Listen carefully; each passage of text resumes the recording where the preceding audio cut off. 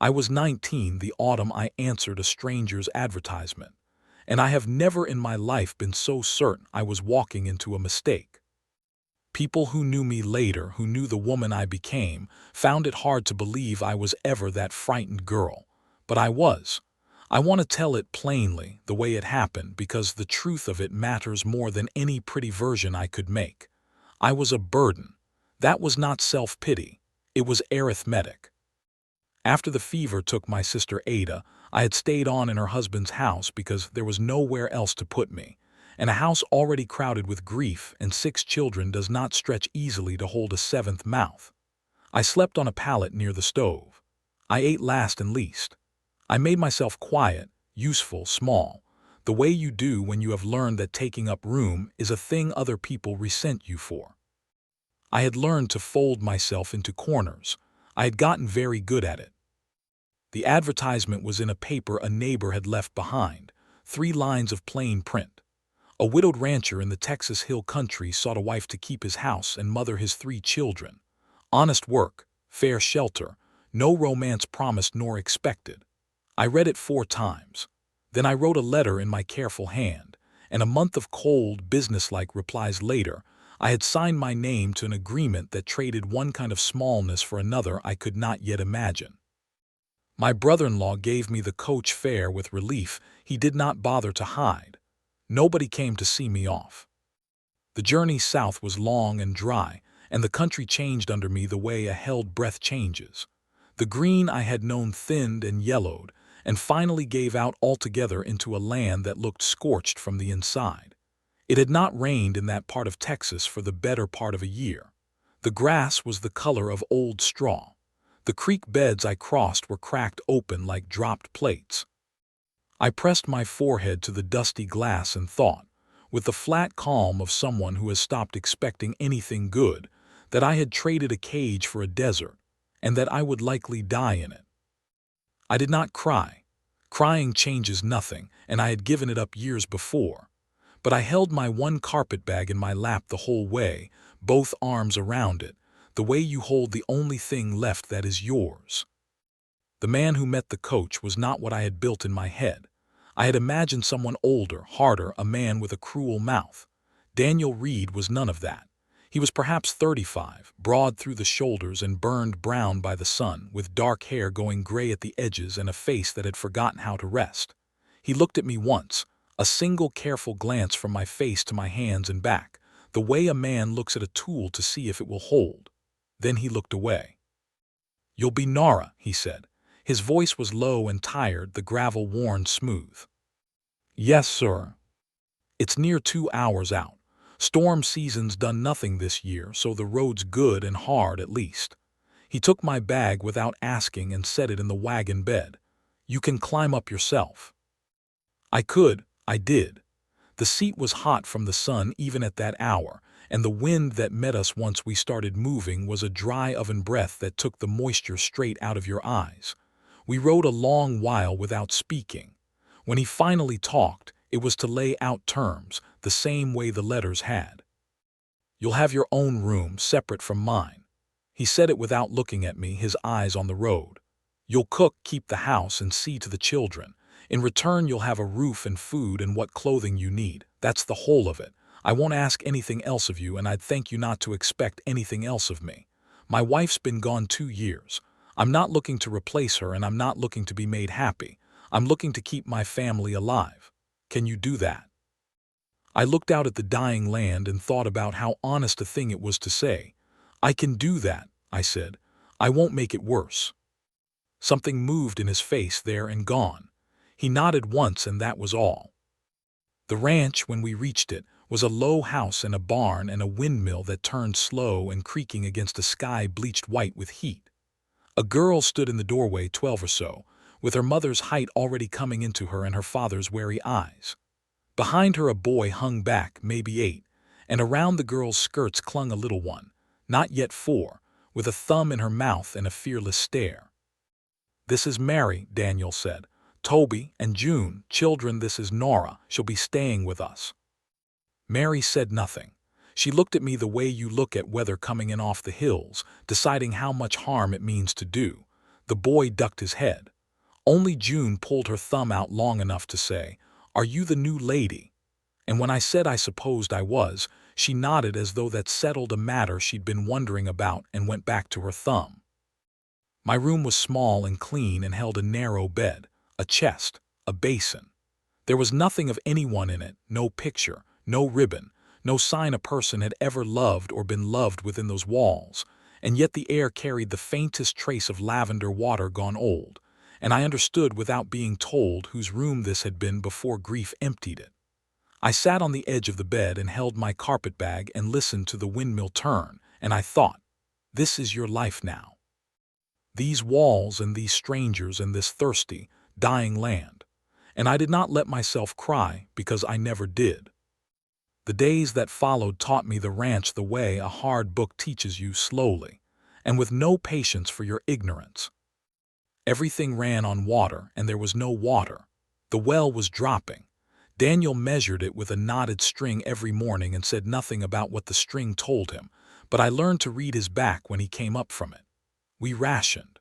The wash water became the floor water became the water for the kitchen garden that was mostly dust by then anyway. I learned to cook with little and waste nothing, which I had been doing my whole life, so at least that came easy. The children did not come easy. Mary ran that house like a small, grim general, and she had no use for me. She showed me where things were kept with a clipped politeness that told me plainer than rudeness ever could. We managed without you, and we are only suffering you because Papa says we must. Toby was a shadow, present and silent. June alone had no guard up, because she had been too young when her mother died to learn that good things leave. It was June who told me about the quilt. I had found it in the chest at the foot of my bed, half finished, folded with a care that made my throat ache. A wedding ring quilt, the kind where the rings of pieced fabric link and link across the whole, and it stopped dead in the middle. The needle still threaded and pushed through the cloth where a hand had set it down meaning to come back. June climbed onto my lap one afternoon, uninvited the way she did, and saw it across the room and said, "Mama was making that. For when Mary gets married." She didn't finish. "No," I said, "she didn't." "Papa won't touch it," June said, matter of fact in the way small children speak of the dead. "Mary cried when she found it once, so now nobody looks at it." I did not say anything, but that night when the house was asleep, I took the needle that a dead woman had left threaded and I made one stitch. Just one. It seemed an enormous thing to do and a secret, and I put it away before morning and told no one. The only person on that ranch with a worse temper than Mary was Asa, the old hand who had worked the place since before Daniel was grown. Asa was somewhere past 70 and built like a fence post, and he announced his resignation roughly every Tuesday. "I've had it," he'd say, throwing down whatever he was holding. "I'm done. I'll be gone by week's end, and you can find some young fool to break his back for nothing." Then week's end would come and Asa would be exactly where he always was, mending tack and complaining, and nobody, least of all Asa, expected anything different. The first time he quit in front of me I took him seriously and near to tears, and Toby, silent Toby, actually laughed, the first sound of joy I'd heard from him. "He always does that," the boy whispered. It was the first thing he ever said to me that wasn't forced. I learned to laugh at it too. Small as it was the first warm thing in that house, and I held to it. It was in those early weeks that the stranger came. A man on a good horse, too fine for that country, rode up one dusk while Daniel was still at the barn. He sat his saddle and looked at the house and the windmill and the dropping well with the cold appraising look of a man pricing things.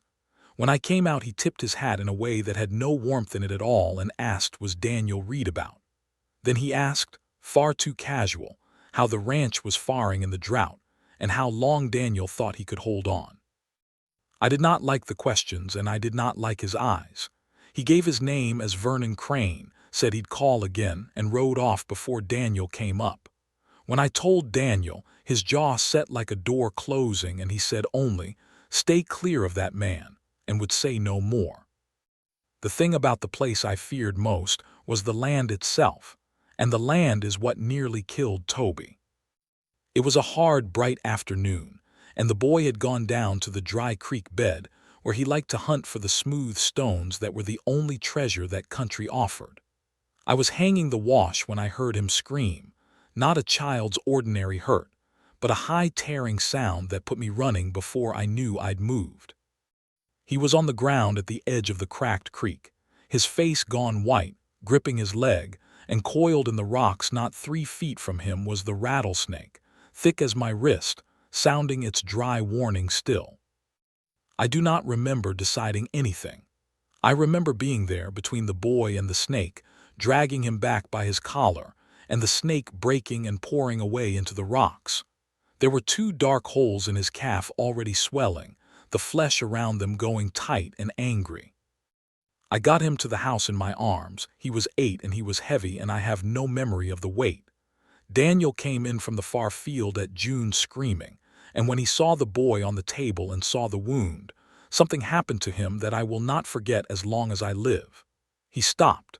He went gray.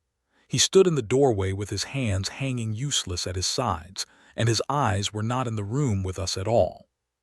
He was somewhere 2 years back, watching the fever take a leaner, watching someone he loved slip out of his hands while he stood by able to do nothing. "Daniel," I said. He did not move. "Daniel," sharper, "I need you here. I cannot do this alone." It was the sharpness that reached him, the same way it reaches a man at the edge of drowning. He blinked, and he came back, and he came back hard. We worked. I had heard the old remedies, and I knew the new ones were no better. There was no surgeon within a day's ride, and a day was a day Toby did not have. I bound the leg above the wound to slow it, kept it lower than his heart, cut and drew what little I could, and then there was nothing left to do but the longest thing, which is to sit with a fevered child through a night and refuse to let him go. I sat with him. Daniel sat across the bed and held his son's hand, and his lips moved without sound. Mary stood in the corner with June asleep against her, and neither girl would leave, and I did not make them. The boy burned and shook and cried out at things we couldn't see. Twice I thought we'd lost him. Twice the small chest kept rising. Dawn came thin and gray through the shutters, and Toby's fever broke with it. He opened his eyes, glassy and confused, and found my face above his, and he said in a voice barely there, "Mama Nora." I had not been called mother by anyone. I felt Daniel go still across the bed. I felt the whole night settle onto that one small word. "I'm here," I managed. "I'm right here. Go back to sleep." Later, when the boy was truly sleeping and the girls had finally gone to their beds, Daniel found me at the basin with my shaking hands in the cold water. He stood a while before he spoke. "You stayed up the whole night," he said. "Of course I did." "I couldn't." He stopped. His jaw worked. "When I saw it, I went somewhere. I couldn't move. I've never told anyone that, and I'm telling you because you saw it. When my wife was dying, I held her 3 days and I could do nothing, and I swore I'd never stand there helpless like that again, and the first time it came round I stood there exactly the same." He looked at his own hands as if they'd betrayed him. "But you didn't. You stayed." "You came back," I said. "When it counted, you came back. That's the part that matters." He was quiet a long moment. Then low, "Stay with us, Nora. Not just, I don't only mean the arrangement. Stay." I had been told to be small my whole life. I had never once been asked to stay. I did not have words for what it did to me, so I only nodded, and he nodded back, and that was enough for both of us that night. Something changed after Toby. It was not warmth exactly, not yet, but it was the ground warmth thaws from. Mary stopped redirecting me in the kitchen and began, grudgingly, to ask my opinion. Toby, healing, took to following me on his crutch and telling me long, earnest stories about stones. And Daniel started to talk. He told me about a leaner in pieces, the way a man does when he's been holding a thing too tightly for too long.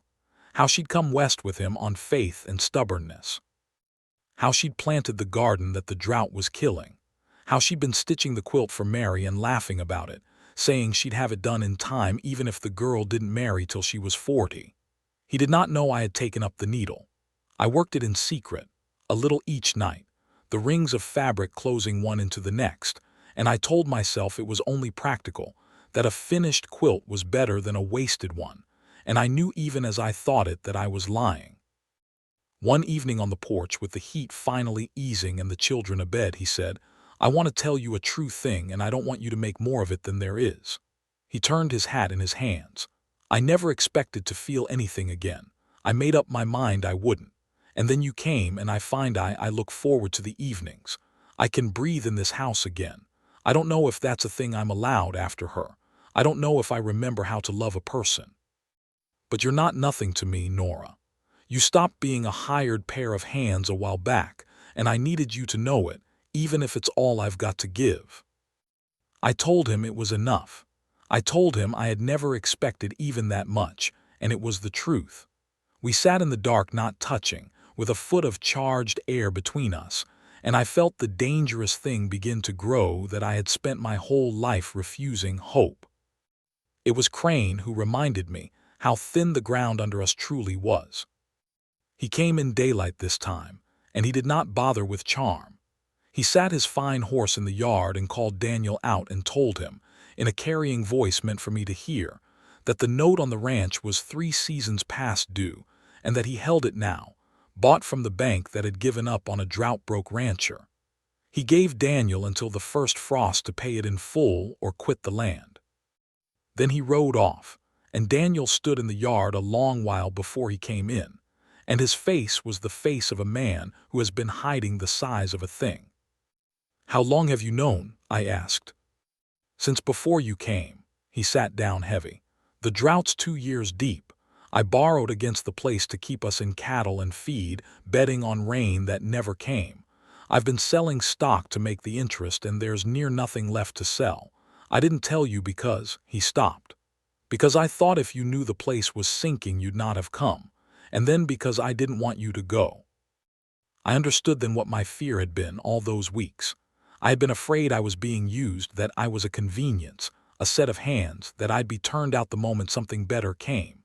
And here was the truth, and it was not that at all. The truth was that we were all standing on the same sinking ground together, and the only question was whether we'd go down separately or hold to each other while we sank. I found, to my own astonishment, that the fear had turned over into something fierce. "Then we don't sink quiet," I said. "If they mean to take it, they'll have to come and take it. We're not going to fold our hands and wait." He looked at me like he was seeing me for the first time. He did not know yet, and neither did I, that the land was about to make the choice for all of us. The fire came on a Sunday, out of a dry storm that gave us all its lightning and not one drop of its rain. I smelled it before I saw it, the sharp green and black smell of country burning. Then the line of smoke on the western hills, and under it, low and red and moving faster than any horse, the fire itself, eating the dead grass like it had been laid down for kindling, which in that drought it had. The wind was driving it straight for the house. There is no time to be afraid in a thing like that. There is only the next thing to do. Daniel was shouting for the children, for the stock, his old paralysis nowhere now because there was no one yet dying, only a thing to be fought. But I had seen enough range fire talk in my life to know we could not outrun it and could not put it out, and there was only one thing that ever turned a fire. You take away what it eats. You cut a break it cannot cross. "The plowed ground," I said. "The garden, the firebreak a leaner's old garden plot makes, we widen it. We cut the grass and we wet what we can, and we make a gap too wide to jump. Daniel, we need every hand we can raise now."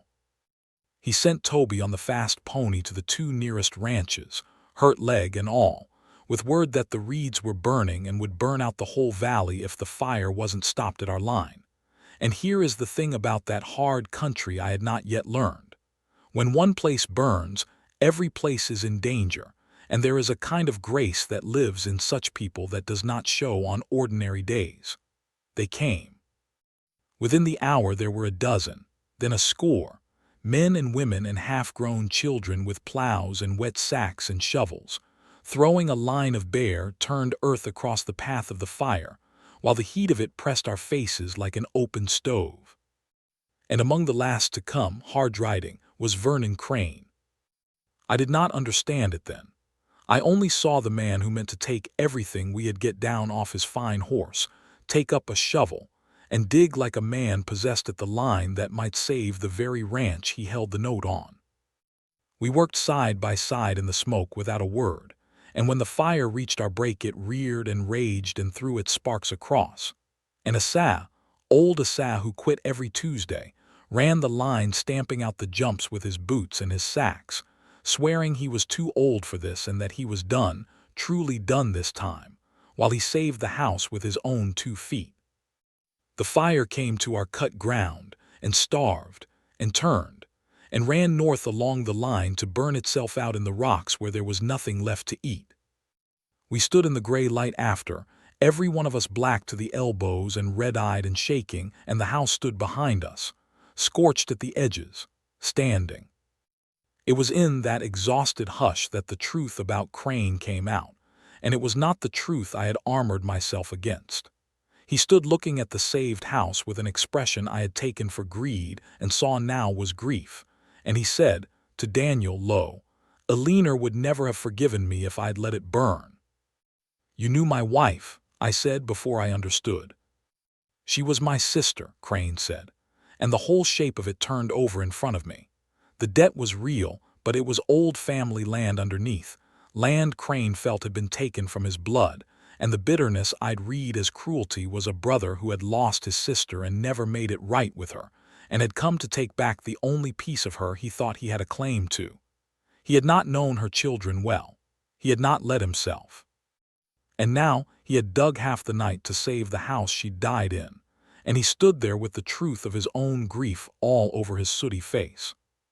"She wrote me," he said, to no one and to all of us, "before the fever, asking me to come to make it up. I never answered. I was too proud, and then it was too late, and I told myself the land would settle the account."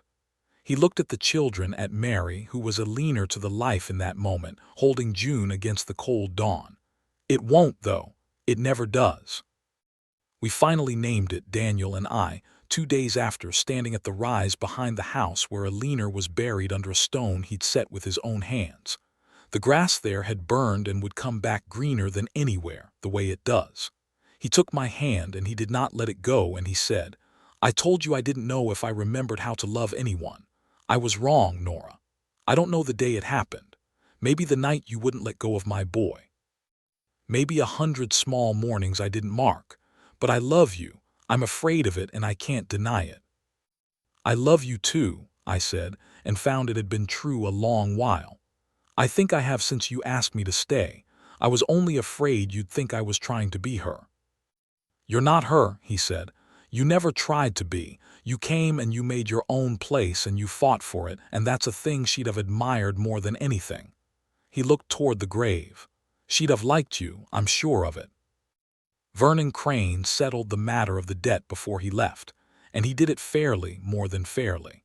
He could not bring himself to forgive the whole of it, pride being a thing that dies slow in a man, but he tore the note down to a sum the ranch could carry, and he wrote into the new agreement that the land would pass to Eleanor's children after, so that her blood would hold it in the end, which was all he had ever truly wanted. He came back at Christmas, and at the spring after, and the children who had no uncle learned to have one. Bitterness, I came to believe, is mostly grief that was never allowed to be grief. Once Crane let himself mourn his sister out loud, the meanness went out of him like fever breaking. We were married that fall, under the oak by the house, with the neighbors who'd fought the fire standing witness, and a sad grumbling that he was too old to stand so long and never once sitting down. On the morning of it, I gave Mary the quilt. I had finished it in secret, every ring closed, the last stitch set the night before, her mother's hands and mine in the same cloth, and you could not tell, looking at it, where the one left off and the other took up. Mary held it and looked at the joined rings for a long time, and then she looked at me, the girl who had measured me like a coming storm, and she said, "She started it for my wedding. You finished it for yours." And she put her arms around me, the first time, and held on. The rain came in October. We had near forgotten the sound of it. It came soft at first and then in earnest, a gray steady soak that ran down the dry creek and filled the cracks in the earth and drummed on the roof for 2 days while the 5 of us sat in the warm house and listened to the land drink. Daniel held June at the window. Toby ran out into it bareheaded. The grass would come back. Everything would come back. I am an old woman now, and the children I raised have children of their own who have heard this story more times than they care to. They think of it as a fine tale, the young bride and the widowed rancher and the fire, but I think of it as the year I stopped folding myself into corners.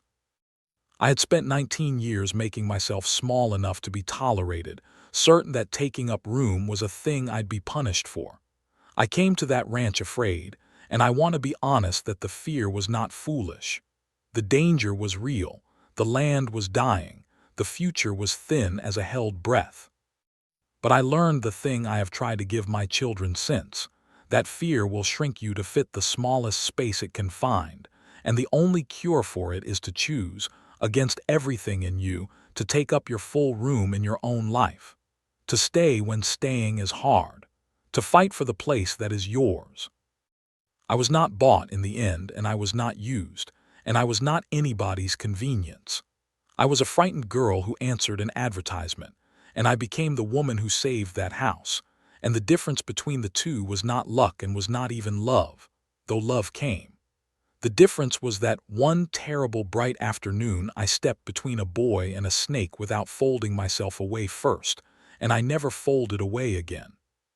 The land healed, the family healed, and I, who had been so sure I was walking into a mistake, walked instead into the only life that was ever truly mine.